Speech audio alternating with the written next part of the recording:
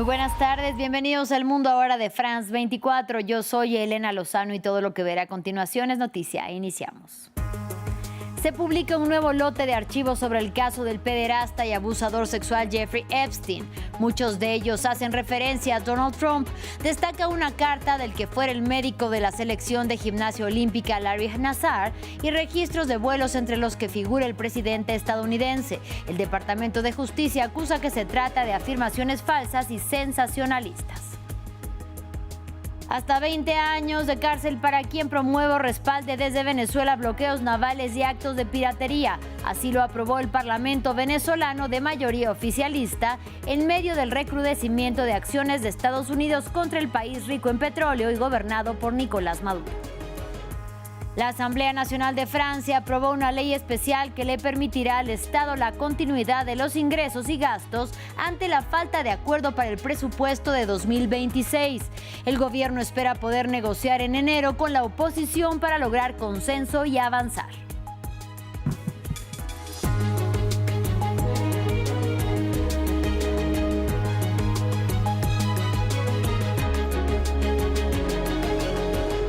Iniciamos en Estados Unidos. Nuevas revelaciones en el caso del pederasta y abusador sexual Jeffrey Epstein sacuden nuevamente el panorama político de Estados Unidos. Documentos desclasificados por el Departamento de Justicia exponen intentos del FBI para interrogar al príncipe Andrés de Inglaterra sobre sus lazos con otro depredador sexual y también arroja luz sobre presuntos vínculos con Donald Trump, aunque calificados como falsos por las autoridades estadounidenses. También destaca una carta del que fuera el médico de la selección de gimnasia olímpica, Larry Nassar, en la que se lamenta que tanto él como Epstein son supuestamente perseguidos por gustarles las menores de edad. Samuel Salgado Castro nos amplía.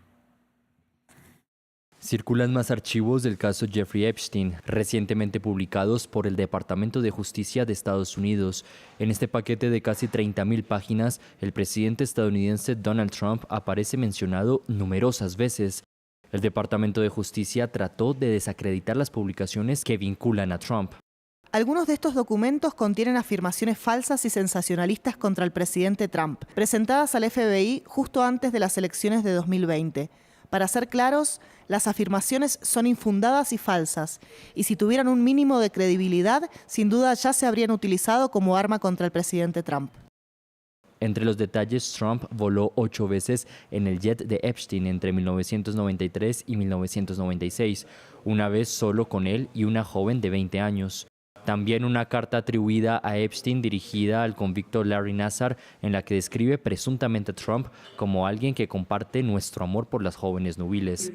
Trump asegura haber roto lazos con Epstein tras incidentes en su spa y club de golf. Otra de las figuras internacionales salpicadas, el expríncipe Andrés de Reino Unido. Investigadores británicos creían que podía tener información clave sobre si vio a menores de 18 años allí, en el marco de una pesquisa por tráfico sexual internacional contra el multimillonario condenado por delitos sexuales Peter Nygard. Estos 11.000 nuevos archivos, según análisis de AFP, responden a una ley que obliga a su publicación total antes del 19 de diciembre. En Venezuela, la Asamblea Nacional con mayoría oficialista aprobó una ley que castiga con hasta 20 años de cárcel a quien promueva o respalde desde Venezuela bloqueos navales y actos de piratería. La ley surge en medio del recrudecimiento de acciones de Estados Unidos contra el país rico en petróleo y gobernado por Nicolás Maduro, y en momentos en los que el gobierno de Donald Trump mantiene un bloqueo de buques petroleros venezolanos que han sido sancionados, al tiempo que no descarta ataques en territorio venezolano. Aquellos que estén a favor de aprobar la segunda discusión del proyecto de ley de protección de las libertades de navegación y comercio contra la piratería, bloqueos y otros actos ilícitos internacionales, sírvanse a manifestarlo con la señal de costumbre. Queda aprobada la ley por unanimidad. En consecuencia, se declara sancionada la Ley de Protección de las Libertades de Navegación y Comercio contra la Piratería. Continuamos con la información de la región latinoamericana. La policía reprimió a trabajadores de La Paz durante una nueva manifestación contra la eliminación del subsidio a los combustibles en Bolivia. Convocada por la Central Obrera Boliviana, la protesta llevó a centenares de mineros, de trabajadores industriales y maestros rurales a la Plaza Murillo, que es el centro del poder político del país gobernado por Rodrigo Paz. Ahí los manifestantes intentaron retirar las vallas colocadas por la policía y los efectivos de seguridad lanzaron gases lacrimógenos. La subvención de los combustibles rigió por más de 2 décadas en las que gobernó el movimiento al socialismo. El día de ayer hemos sido desplantados por el gobierno. Hoy día, cuando estamos pasando pacíficamente, nos empiezan a gasificar. Compañeros, yo creo que no es la acción. La acción de la policía realmente es, como funcionarios, también entender estas movilizaciones pacíficas, mis compañeros.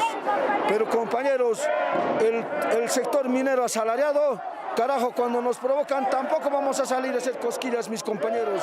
La Corte Suprema de Brasil dio luz verde para que Jair Bolsonaro sea trasladado a un hospital este miércoles 24 y sea sometido el 25 en plena Navidad a una cirugía para corregir 2 hernias inguinales. La autorización para la intervención quirúrgica del exmandatario brasileño fue concedida por el magistrado Alexander de Moraes. Se trata del juez que procesó al ultraderechista, que cumple una condena de 27 años en prisión por el intento de golpe de Estado de enero del 2023. Recordemos que Bolsonaro sufre aún secuelas del ataque con arma blanca ocurrido en su contra en 2018. La Fiscalía asimismo aprobó esta intervención. De Brasil vamos a Ecuador. El presidente electo de Chile, José Antonio Kast, se reunió con el mandatario ecuatoriano Daniel Noboa. La visita a la mitad del mundo forma parte de la gira en la que el ultraderechista se ha reunido con sus aliados políticos de la región. En Carondelet hablaron sobre migración, desarrollo comercial entre ambos países y seguridad. En el viejo continente, la Asamblea Nacional de Francia aprobó por una abrumadora mayoría una ley especial que le permitirá garantizar la financiación pública ante la falta de acuerdo para el presupuesto de 2026. El gobierno espera poder negociar en enero con la oposición para lograr consenso y avanzar, pero mientras tanto, según explicó el primer ministro Sébastien Lecornu, se trata de una ley que permite a la Asamblea Nacional y al Senado continuar sus trabajos del 1 de enero y protege la capacidad de recaudar impuestos, endeudarse y también operar los servicios públicos. Desde París nos amplía nuestra periodista Erika Olavarría. Tal como se preveía, los diputados franceses aprobaron por unanimidad 496 votos a favor y 0 en contra la ley especial que permite al país seguir funcionando pese a que no tiene un presupuesto para el año 2026, pues no hubo acuerdo entre los diputados. Básicamente, el Estado francés, gracias a esta ley, podrá seguir recibiendo los impuestos, destinándolos a las colectividades y endeudarse. En esta ley no se incluyó el endeudamiento de la Seguridad Social, ya que recordemos, el presupuesto de la Seguridad Social sí que fue aprobado, sobre todo gracias al apoyo del Partido Socialista en la oposición. Emmanuel Macron recordó a Sébastien Lecornu, su primer ministro, la importancia de que rápidamente en enero se ponga a trabajar por un presupuesto que respete un déficit máximo de un 5% del PIB y las prioridades del gobierno, pero eso parece poco factible.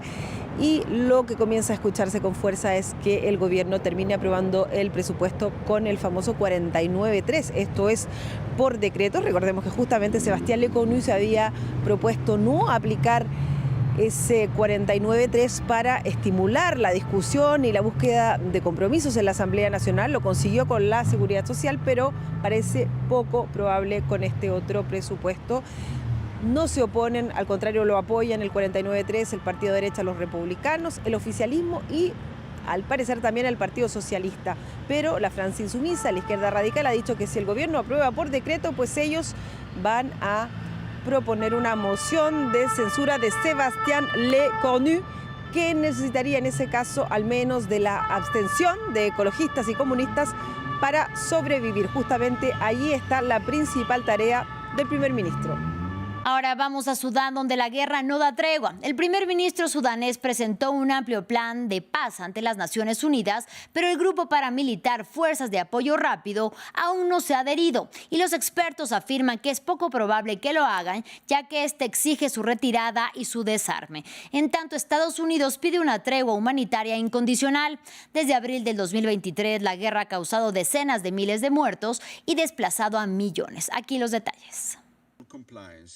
Mientras el devastador conflicto de Sudán está a punto de entrar en su día número 1000, el primer ministro del país presentó su hoja de ruta para la paz ante las Naciones Unidas. Sudán no busca ni impunidad ni una guerra interminable. Busca una paz justa, anclada en la ley y salvaguardada por la comunidad internacional. Usted es una comunidad internacional. You are the international community. El plan de Idris pide un alto el fuego supervisado por Naciones Unidas, la Unión Africana y la Liga Árabe.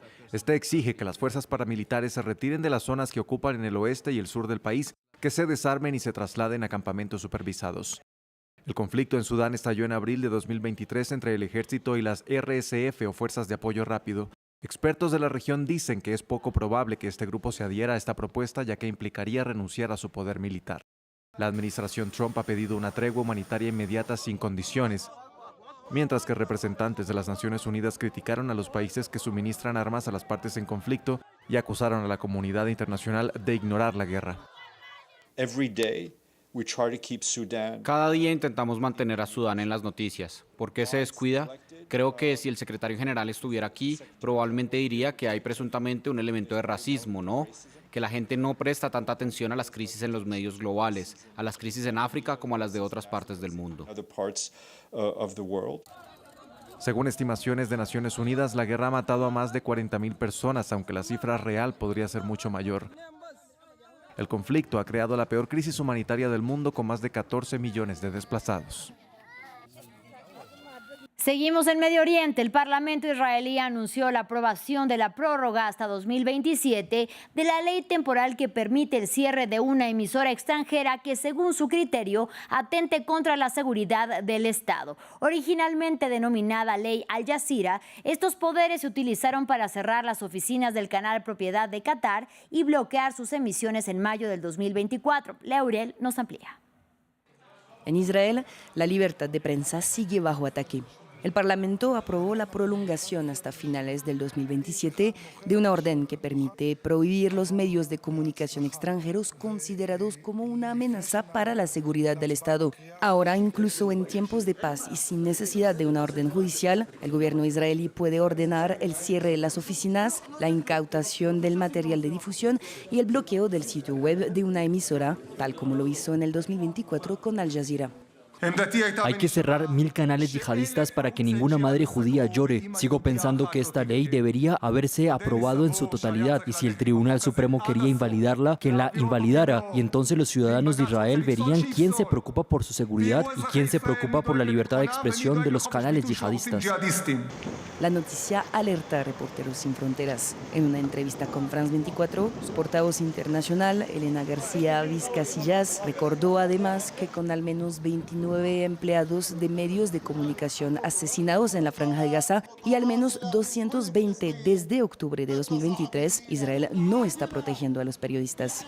Podemos calificar al Estado israelí como uno de los principales depredadores de la libertad de prensa en el mundo. Y por supuesto, con lo que ha pasado hoy, vemos que el instrumento jurídico y legislativo también es algo que están instrumentalizando para censurar realmente y para limitar el ejercicio periodístico de cara al conflicto en Gaza. Entre 2024 y 2025, Israel perdió 11 puestos en la clasificación mundial de la libertad de prensa de Reporteros Sin Fronteras, cayendo al puesto 112 de 180. Y terminamos en Turquía. El jefe del Estado Mayor de Libia, Mohamed al-Haddad, murió al caerse el avión en el que viajaba a poco más de 30 minutos de haber despegado de Ankara.